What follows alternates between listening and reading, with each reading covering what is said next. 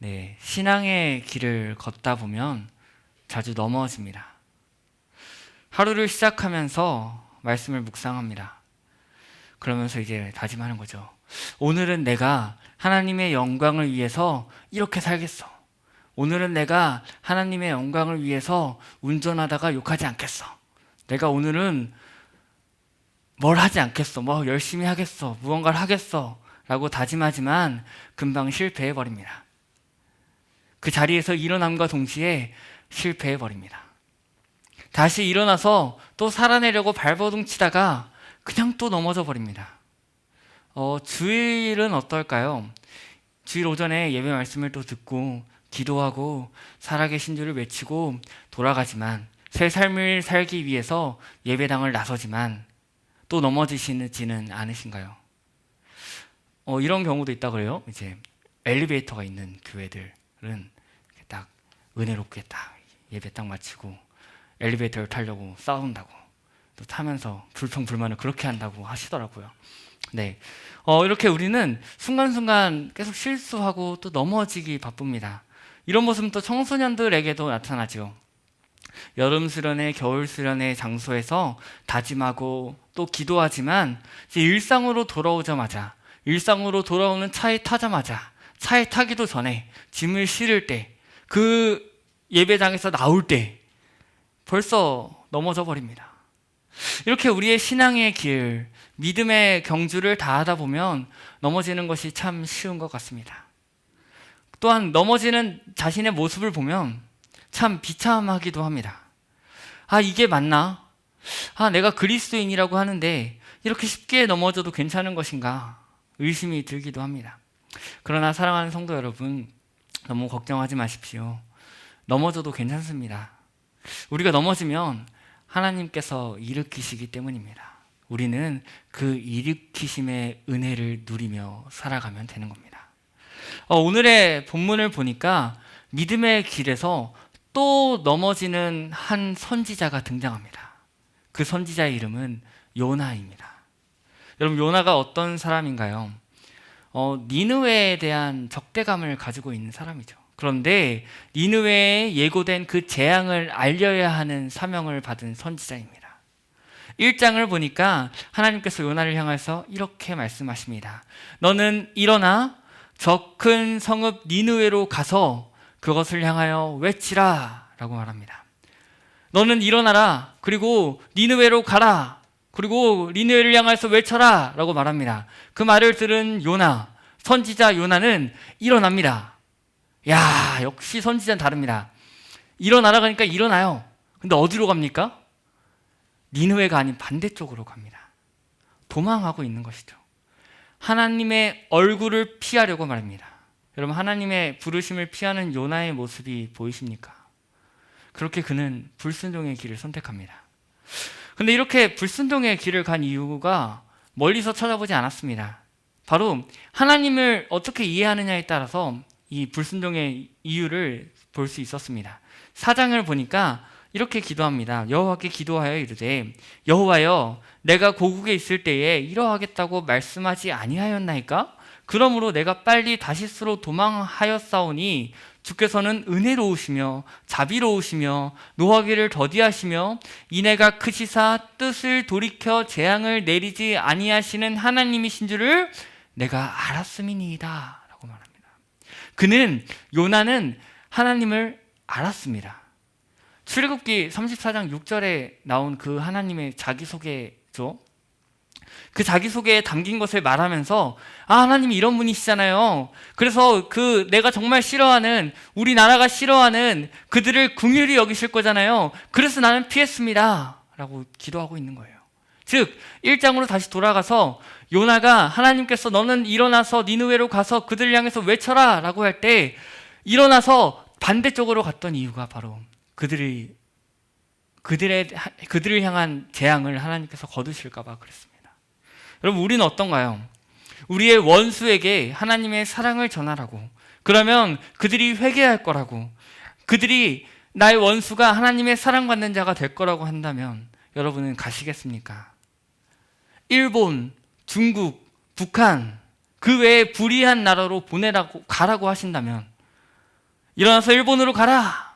가서 하나님의 사랑을 외쳐라. 그들이 회개하고 하나님 나의 복을 받을 것이다 라고 한다면 어떻겠습니까? 일어나서 중국으로 가라 라고 하신다면요, 일어나서 어디로 가시겠습니까? 집으로 가시겠죠. 멀리 볼 것도 없습니다.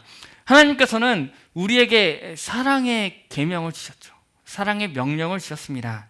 서로 사랑하라고 말씀하셨습니다. 너희 형제를 사랑하라고 말씀하셨습니다. 그런데 그들을 사랑하기란 참 어렵습니다. 내 안에 있는 이 욱과 이 미운 마음이 터져 나옵니다. 나오지 않을지라도 이미 내 안에는 그 미운 마음이 막 쌓입니다.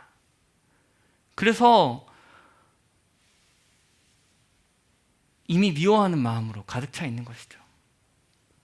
너는 일어나서 설거지를 하러 가라 라고 하는데, 나는 일어나서 갯마을 차차차를 보러 가겠습니다 이렇게 하는 거예요. 남편들아, 아내 사랑하기를 그리스도께서 교회를 사랑하시듯 해라 라고 했는데, 하나님 알겠습니다, 이런 말씀을 주셨군요, 제가 오늘은 꼭 아내를 사랑하는 마음으로 제가 설거지를 하겠습니다 라고 하지만 밥 먹고 난 이후에 자리에서 일어나서 뉴스 앞으로 가는 거예요. 우리가 하나님의 말씀의 명령을 따라서 살겠다고 다짐하지만, 그렇게 마음을 먹지만 피해버리는 것이 우리의 본성입니다. 다시 본문으로 가볼까요? 이렇게 반대길로 가는 요나, 그 요나가 탄 배가 떠있는 바다에 큰 일이 발생합니다. 1장 4절을 보니까 이렇게 기록하고 있어요. 여호와께서 큰 바람을 바다 위에 던지셨다 라고 말하고 있습니다. 하나님께서 큰 바람을 바다 위에 던지신 거예요. 그러니까 바다에 큰 바람이 일어납니다. 이를 통해서 여호와의 얼굴을 피하려던 요나의 그 생각, 잘못되었다는 것이 분명히 드러납니다. 그가 어디로 피하거나 어디에 숨거나 하나님께서는 그곳에 계시죠. 결국 그 폭풍과 파선 위기의 원인이 요나에게 있음을 알게 되고 요나는 바다에 던져집니다. 스스로 여호와의 얼굴을 피하려고 욥바로 내려가려고 하고 배 위층으로 내려갔던 요나는 결국 산의 뿌리까지 내려가 버립니다. 그러나 그 가운데 그 밑에까지 내려갔지만 하나님의 은혜의 손길이 요나를 향했습니다. 1장 17절입니다. 여호와께서 이미 큰 물고기를 예비하사 요나를 삼키게 하셨으므로 요나가 밤낮 3일을 물고기 뱃속에 있으니라. 아멘. 여호와 하나님께서 이미 큰 물고기를 준비하셨습니다. 그리고 그 물고기 뱃속에서 요나는 기도하고 부활의 회복을 경험합니다. 그 회복을 경험했기 때문에 요나를 향한 하나님의 두 번째 부르심에 순종하게 됩니다. 여러분, 1장에서 하나님께서 명령하셨죠. 일어나서 니느웨로 가라 라고 할 때에 1장에서는 일어나서 다시스로 갔던 요나가요, 3장을 보니까 이제 일어나서 니느웨를 향하여 갑니다. 여호와의 말씀대로 말이죠. 그 결과 니느웨는 회개합니다. 놀라운 회개의 역사가 일어났습니다. 여러분, 그곳은요, 사흘 동안 다녀야만 할 그만큼 큰 성읍이었는데요, 하루 다녔습니다. 요나가 첫날 딱 갔는데, 첫날 딱 가서 하루길 딱 가서 선포했는데 그 저녁에 회개의 역사가 일어난 것이죠. 그리고 하나님은 그 악한 길에서 돌이킨 니느웨를 향한 재앙의 계획을 돌이키시고 악이 가득했던 니느웨에 회개와 회개의 결과가 가득한 모습들을 보게 됩니다. 사랑하는 성도 여러분, 우리가 가기 싫은 곳이 있을 수 있습니다. 우리가 순종하기 싫은 것이 있을 수 있습니다. 요나가 니느웨를 피했듯 우리에게도 피하고 싶은 것이 있을 수 있습니다. 너는 일어나서 고난의 길로 가라 라고 할 때 나는 일어나서 고난이 아닌 편탄한 길로 가겠습니다 라고 할 수 있습니다. 그것이 사람의 본성이죠. 그러나 우리가 하나님의 말씀을 따라 하나님께서 가라고 하시는 곳으로 갈 때에 그 발걸음을 사용하십니다. 우리를 구원하신 하나님께서 우리가 넘어질지라도 다시 일으켜 세우셔서 걸음 가운데 날마다 함께 계셔서 하나님의 큰 일을 이루십니다.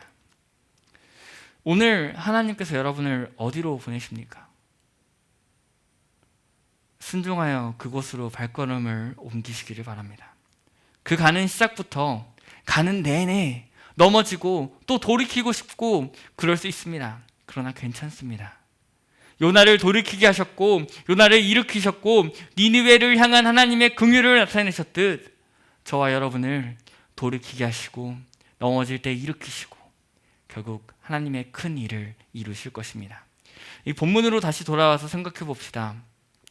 3장에서 이제 니느웨의 엄청난 회개 사건과 그들을 향하신 하나님의 재앙을 돌이키심을 보던 요나의 마음은 어땠을까요? 내가 하나님의 선지자로서 이 적대감이 넘치는 니느웨를 향한 하나님의 구원을 이루시는 이 큰 일에 내가 쓰임을 받았구나, 너무나도 기쁘다 라고 생각했을까요? 뭐 답은 여러분들이 더 잘 아시죠. 4장 1절에서 이렇게 기록합니다. 굉장히 짧습니다. 요나가 매우 싫어하고 성내며, 이 한 절에 요나의 마음이 다 담겨 있죠. 매우 싫어하고 성냈습니다. 심지어 4장 3절에서는 이렇게까지 기도합니다. 여호와여, 원하건대 이제 내 생명을 거두어 가소서. 사는 것보다 죽는 것이 내게 나음이니이다. 이렇게 기도하고 있어요. 마치 이세벨의 협박을 받고 광야로 피해서 로뎀나무 아래에 앉아서 죽기를 원하던 엘리야의 모습을 보는 듯합니다. 요나가 얼마나 절망스러웠으면 그랬을까요? 은혜를 받았지만, 은혜를 받아서 니느웨로 갔고 그곳에서 하나님의 말씀을 선포했지만, 니느웨가 그렇게 회개하는 것을 보고 하나님께서 은혜를 베푸시는 걸 보고 재앙을 돌이키시는 걸 보고 절망하는 거예요. 앞에서요 1장부터 쭉 보면 자신의 생명을 사공들이 구해줬죠. 하나님께서 요나를 구하셨습니다. 그래서 그는 물고기 뱃속에서 감사의 기도를 드렸어요. 또한 구원은 여호와께 속한 것입니다 라고 기도하기까지 했어요.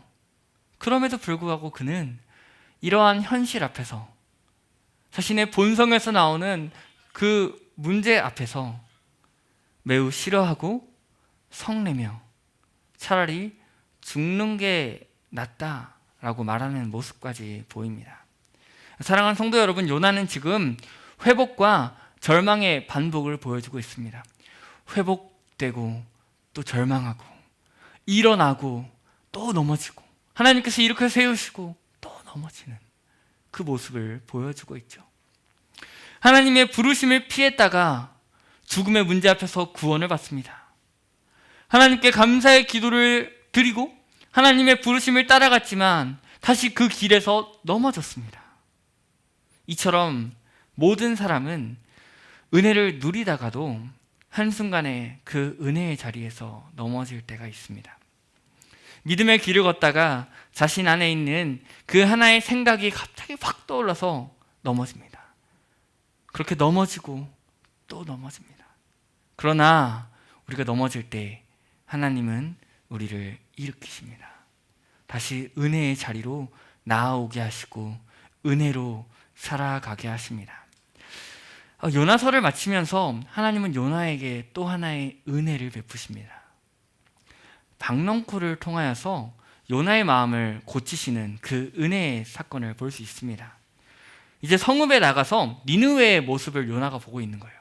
니느웨에게 그 하룻길을 가서 하나님의 메시지를 선포한 이후에 성읍 밖으로 나가서 성읍을 바라보고 있습니다. 바라보면서 야, 이제 쟤네가 어떻게 되나 보자 라고 하는 것이죠. 그때 그렇게 앉아있는 요나 위에 하나님께서 박넝쿨을 치십니다. 해가 뜨면은 햇빛과 함께 뜨거운 바람으로 인하여서 고통스러울 것이기 때문에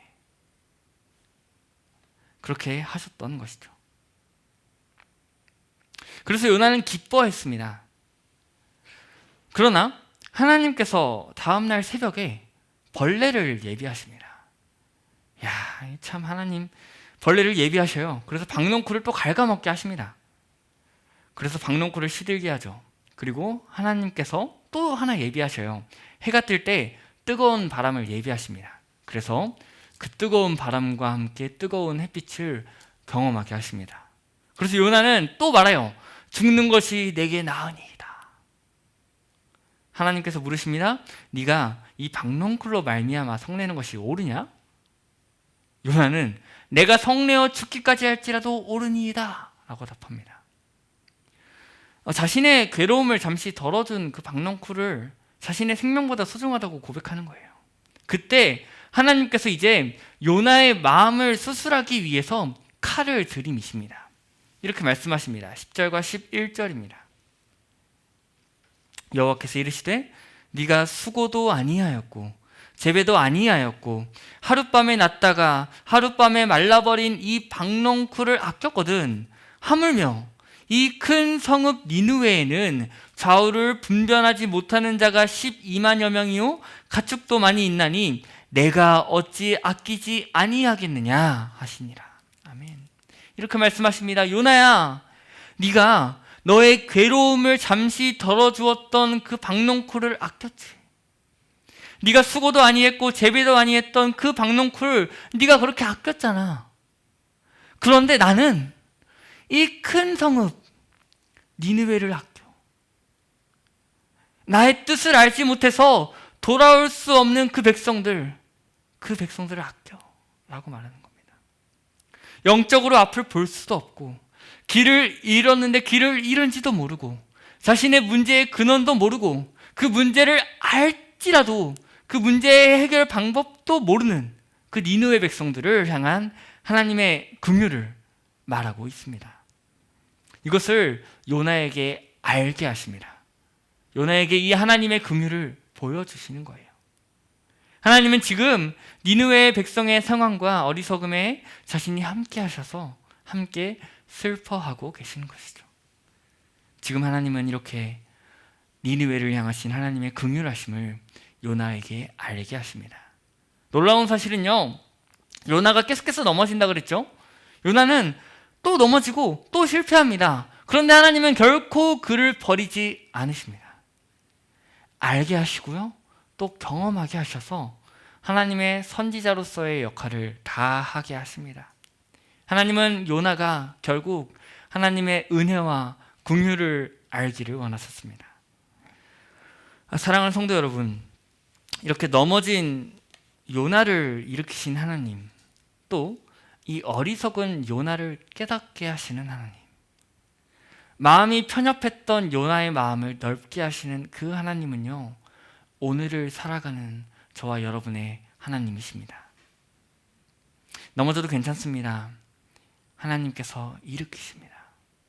못 깨달아도 괜찮습니다. 하나님께서 결국 깨닫게 하십니다. 울어도 괜찮습니다. 하나님께서 그 눈물을 닦아주실 것입니다. 신앙의 길을 걷다 보면 자주 넘어집니다.